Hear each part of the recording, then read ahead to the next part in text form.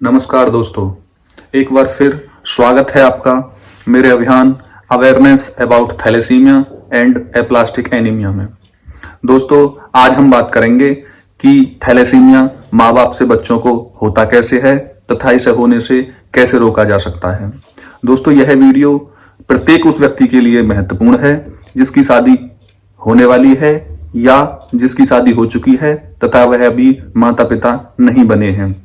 दोस्तों, माता पिता से थैलेसीमिया बच्चों तक पहुंचता है, इसलिए हम बात करेंगे आज कि 4 स्थितियां वह कौन सी हैं जिससे माता पिता से थैलेसीमिया बच्चों तक पहुंचता है। दोस्तों, यदि आप एक सामान्य जीवन जी रहे हैं तो आप यह कभी नहीं जान पाएंगे कि आप थैलेसीमिया माइनर रोग से ग्रस्त हैं।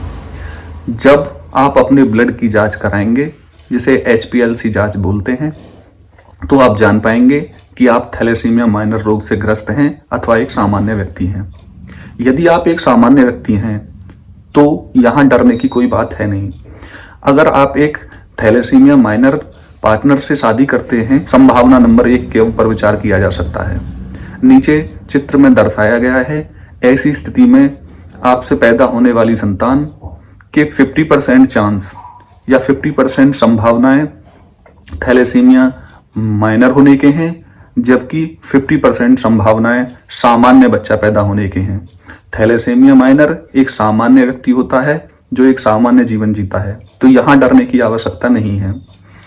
यदि आप एक थैलेसीमिया माइनर व्यक्ति हैं अथवा कैरियर हैं तो यहां थोड़ा डरने की बात है। फिर आपको अपनी शादी के लिए एक ऐसे पार्टनर की आवश्यकता होगी जो थैलेसीमिया माइनर रोग से ग्रस्त ना हो, यानी एक सामान्य व्यक्ति हो।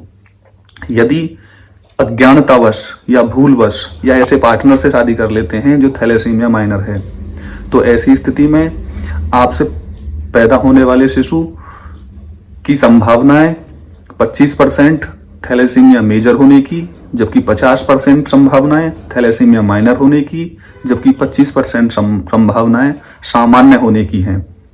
थैलेसीमिया माइनर एक सामान्य स्थिति होती है। इस वजह से हम कह सकते हैं कि 75% चांस स्वस्थ बच्चा पैदा होने की, जबकि 25% संभावनाएं बीटा थैलेसीमिया मेजर होने की हैं। तो दोस्तों, अब हम तीसरी स्थिति के बारे में बात करते हैं। नीचे चित्र में दर्शाया गया है कि यदि आप एक थैलेसीमिया मेजर रोग से ग्रस्त व्यक्ति हैं तथा आपका पार्टनर एक सामान्य व्यक्ति है, ऐसी स्थिति में आपसे पैदा होने वाले सभी बच्चे, आपके जितनी भी संतानें पैदा होंगी, सभी की संभावनाएं थैलेसीमिया माइनर होने की हैं। आपसे पैदा होने वाले 100% बच्चे थैलेसीमिया माइनर होंगे, जो कि एक सामान्य स्थिति है। ऐसी स्थिति में भी डरने की कोई आवश्यकता है नहीं। दोस्तों, अब हम बात करते हैं स्थिति नंबर 4 के बारे में। यदि आप थैलेसीमिया मेजर व्यक्ति हैं तथा आपका पार्टनर थैलेसीमिया माइनर व्यक्ति है, ऐसी स्थिति में आपसे पैदा होने वाली संतान के 50% चांस थैलेसीमिया मेजर होने के हैं, जबकि 50% चांस थैलेसीमिया माइनर होने के हैं। यानी आप कह सकते हैं कि आपसे पैदा होने वाली संतान 50% एक सामान्य व्यक्ति होगी, जबकि 50% चांस उसे थैलेसीमिया मेजर होने के हैं। तो दोस्तों, आपने जाना कि थैलेसीमिया माँ बाप से बच्चों तक कैसे। अब हम बात करेंगे कि थैलेसीमिया से ग्रस्त बच्चे पैदा होने से कैसे रोका जा सकता है। तो दोस्तों, इसकी शुरुआत आप अपने आप से कर सकते हैं। आप सबसे पहले अपने रक्त की HPLC जांच कराएं। यदि आप स्वस्थ हैं तो इसमें कोई डरने की बात फिर है नहीं। यदि आप एक थैलेसीमिया माइनर व्यक्ति हैं तो आप कोशिश करें कि आप जिस भी पार्टनर से शादी कर रहे हैं वह थैलेसीमिया माइनर ना हो, एक सामान्य व्यक्ति हो।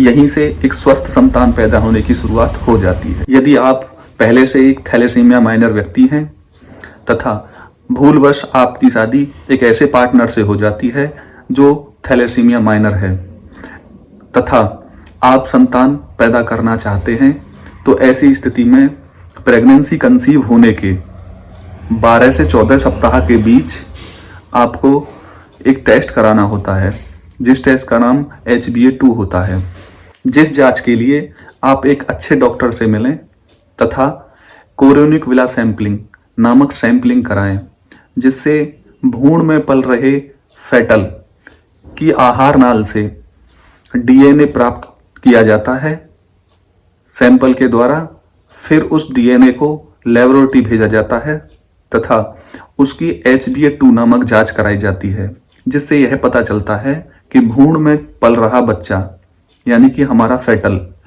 उसे थैलेसीमिया माइनर या थैलेसीमिया मेजर तो नहीं है।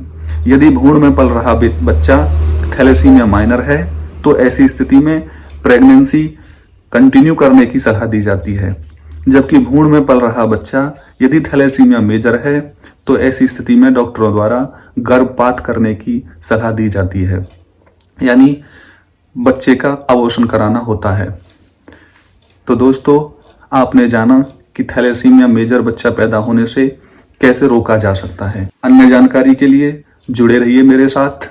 आगे बात करेंगे कि यदि थैलेसीमिया ग्रस्त बच्चा पैदा हो चुका है तो उसका पालन पोषण कैसे करें, उसे ब्लड कब चढ़वाना होता है, कितनी मात्रा में चढ़वाना होता है, बार बार ब्लड चढ़वाने से क्या क्या नुकसान होते हैं तथा ब्लड ना चढ़वाने से क्या क्या नुकसान होते हैं। दोस्तों,